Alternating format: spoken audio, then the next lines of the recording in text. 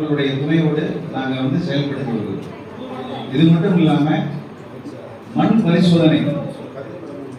பரிசோதனைங்கிறது ரொம்ப முக்கியமான ஒன்றா இருக்கு.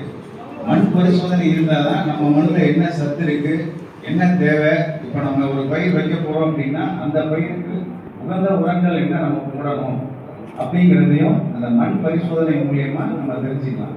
அந்த மண் பரிசோதனை சேவைகளும் நாங்கள் செய்துட்டு வரோம். இன்னைக்கு முடிஞ்சா அதுவும் நம்ம துவக்கிடலாம்னு சொல்லிட்டு நம்ம தரக்கட்டுப்பாடு சார் சொல்லியிருக்காரு. அது பிரகாரம் நாங்கள் செஞ்சிடலாம்.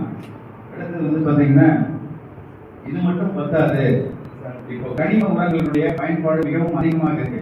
அதாவது யூரியா விலை ரொம்ப மலிவாக இருக்கிறதுனால 4 மூட்டை போட வேண்டிய இடத்துல 8 மூட்டை 9 மூட்டை போடுறாங்க. அதிகமான சத்து பயன்படுத்தினா தலை சத்து மட்டும் அதிகமாக இருக்கு.